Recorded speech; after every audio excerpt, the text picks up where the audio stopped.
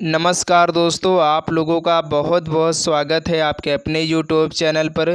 दोस्तों, आज की इस वीडियो में हम लोग डेली की तरह जीके जीएस से संबंधित टॉप 20 क्वेश्चंस आज की इस वीडियो में डिस्कस करने वाले हैं, जो आपके आने वाले किसी भी एग्ज़ाम्स के लिए काफ़ी ज़्यादा मोस्ट इम्पोर्टेंट होंगे।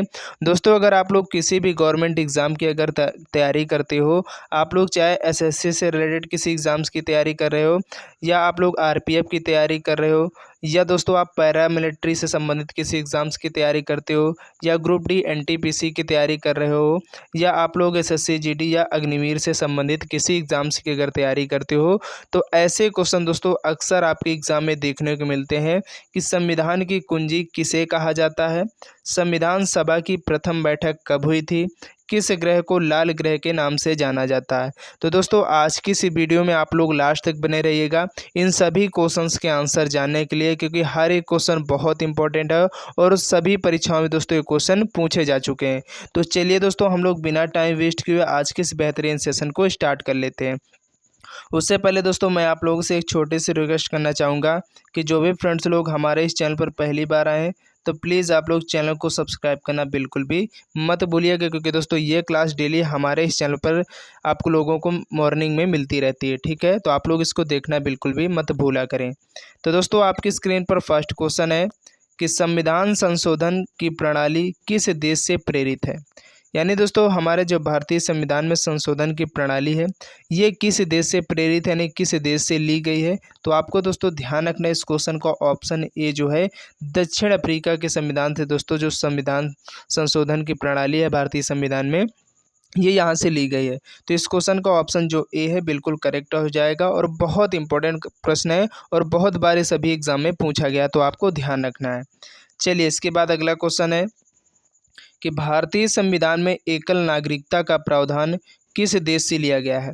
यानी दोस्तों, भारतीय संविधान में बहुत सारी ऐसी चीज़ें हैं, बहुत सारे ऐसे आर्टिकल हैं जो अन्य देशों के संविधान से लिए गए हैं। तो इसलिए आपको ध्यान रखना है कि जो एकल नागरिकता का प्रावधान है दोस्तों, ये ब्रिटेन देश से लिया गया है। क्वेश्चन का ऑप्शन जो बी है ये बिल्कुल करेक्ट हो जाएगा।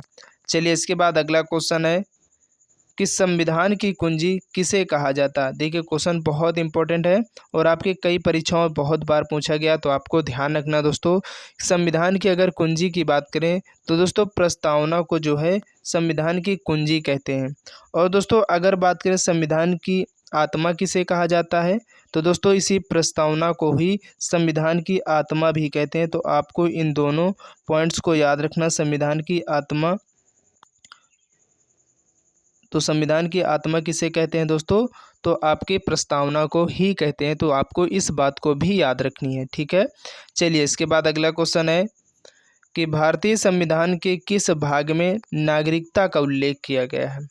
यानी दोस्तों, भारतीय संविधान का ऐसा कौन सा भाग है जहां पर नागरिकता के बारे में उल्लेख किया गया, वर्णन किया गया है। तो दोस्तों, आपको ध्यान रखना जो बहुत इंपॉर्टेंट पॉइंट्स है। अगर बात करें दोस्तों भाग 2 की, तो यहाँ पर दोस्तों आपके नागरिकता संबंधी जो उल्लेख है, वर्णन है, वो यहाँ पर किए गए हैं। अगर बात करें दोस्तों भाग 1 में किसका वर्णन किया गया है, क्योंकि इम्पोर्टेंट आपके एग्जाम में पूछा जा सकता है, तो आपको याद रखना। अगर दोस्तों बात करें भाग 1 में, तो संघ और उसके राज्य क्षेत्र की बात की गई है। आपको नोट कर लेना है, संघ और उसके यानी जो राज्यों के राज्य क्षेत्र है उसके बात में बात की गई। ठीक है, संघ और उसके राज्य क्षेत्र, क्योंकि सभी पॉइंट्स बहुत बार आपके एग्जाम में पूछे जाते हैं। अगर बात करें दोस्तों आपका जो भाग 3 है, इसमें किसका वर्णन किया गया है, तो इसमें दोस्तों आपके जो मौलिक अधिकार हैं, मौलिक अधिकारों का दोस्तों वर्णन किस भाग में मिलता है संविधान के, तो दोस्तों आपका जो भाग 3 है। ठीक है, तो इसमें मौलिक अधिकारों का जो वर्णन है ये किया गया, तो आपको इनको भी याद रखना है। चलते हैं नेक्स्ट क्वेश्चन की तरफ कि भारतीय संविधान के किस किस प्रकार की नागरिकता का प्रावधान है।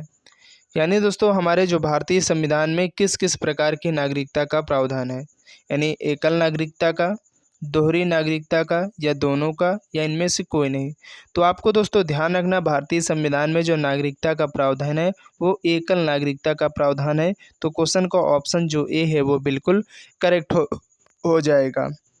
चलिए, इसके बाद अगला क्वेश्चन है कि भारतीय संविधान में किस भाग में मौलिक अधिकारों का वर्णन किया गया। देखिए अभी हमने आपको पीछे बताया है, भाग 1 दोस्तों जो है वो आपका किससे संबंधित है, तो संघ और उसके राज्य क्षेत्र से संबंधित है। और दोस्तों भाग 2 में आपके नागरिकता संबंधी उल्लेख किए गए हैं। और यहाँ पर पूछा गया कि मौलिक अधिकारों का जो वर्णन है वो किस में मिलता है, तो दोस्तों अभी हमने बताया भाग 3 में। तो यहाँ पर इस क्वेश्चन का जो ऑप्शन बी है ये बिल्कुल करेक्ट हो जाएगा। ठीक है। अगर इसके बाद दोस्तों हम बात करें भाग 4 में किसका वर्णन किया गया है, तो दोस्तों भाग 4 भी आपके लिए बहुत इंपॉर्टेंट है।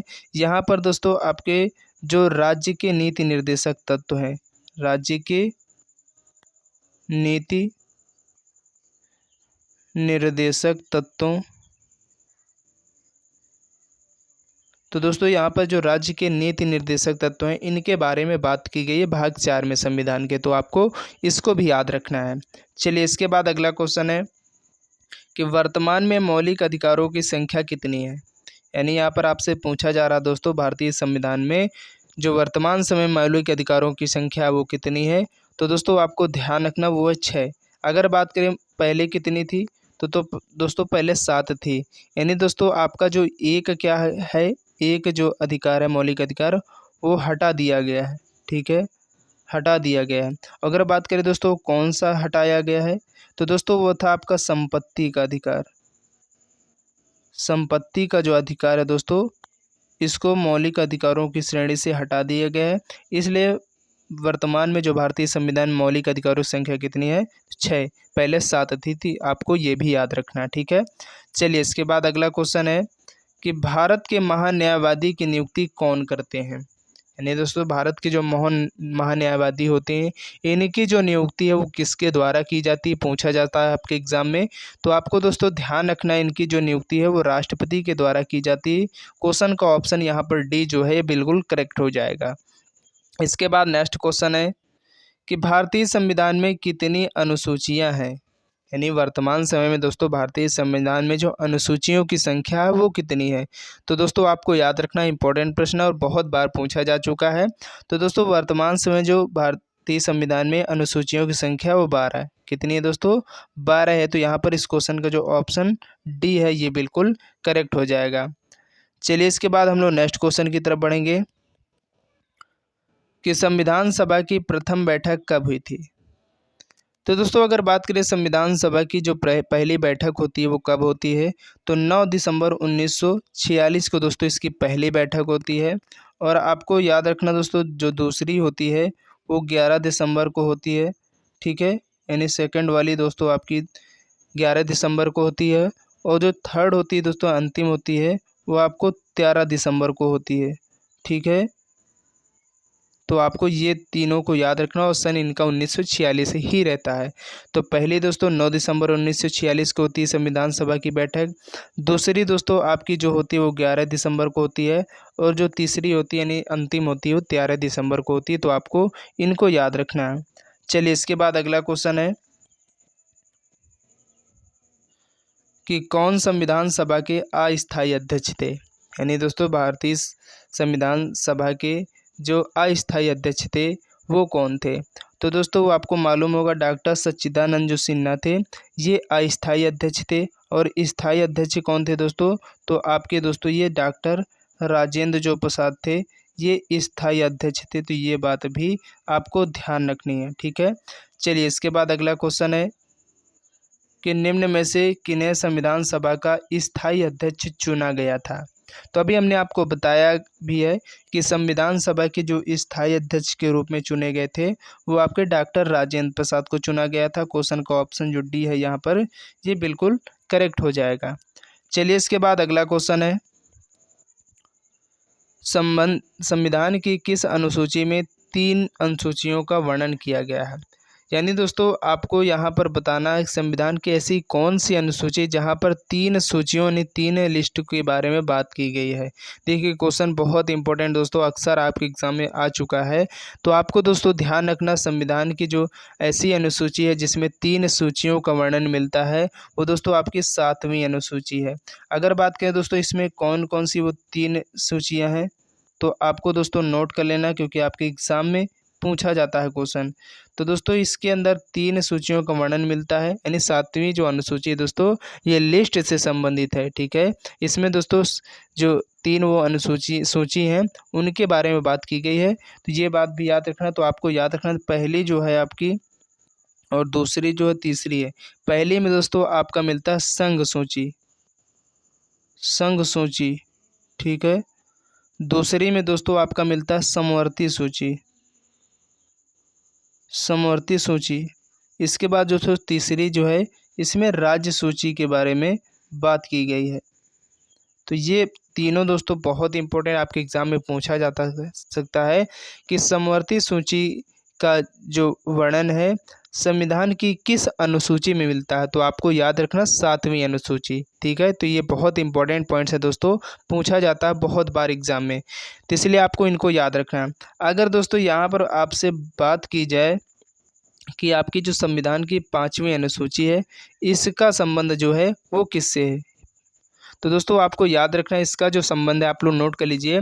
अनुसूचित क्षेत्र में जो प्रशासन एवं नियंत्रण होता है उसके बारे में दोस्तों आपकी 5वीं जो अनुसूची इसमें ये बात कही गई है। और आपकी दोस्तों जो 6ठी अनुसूची है इसमें दोस्तों कहा गया है कि कुछ स्पेशल राज्य यानी स्टेट हैं, यानी जो विशेष राज्य हैं। और वो विशेष कौन कौन से राज्य हैं, इसमें 4 राज्य आते हैं। वो 4 राज्य दोस्तों आपको यहाँ पर मैं लिख दे रहा हूँ। आपका पहला दोस्तों असम राज्य आता है, ठीक है, असम हो गया।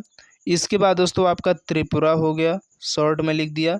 इसके बाद दोस्तों आपका हो गया मेघालय और मिजोरम, मेघालय और मिजोरम, ठीक है। तो आपके जो 6वीं अनुसूची है दोस्तों ये कुछ ऐसे राज्य हैं विशेष जिसमें 4 राज्य आते हैं, असम, त्रिपुरा, मेघालय और मिजोरम। तो इसमें इसके बारे में बात की गई है, ठीक है। तो आपको याद रखना। और अगर यहाँ पर बात करें 9वीं अनुसूची, दोस्तों 9वीं अनुसूची में दोस्तों भूमि सुधार के बारे में बात की गई।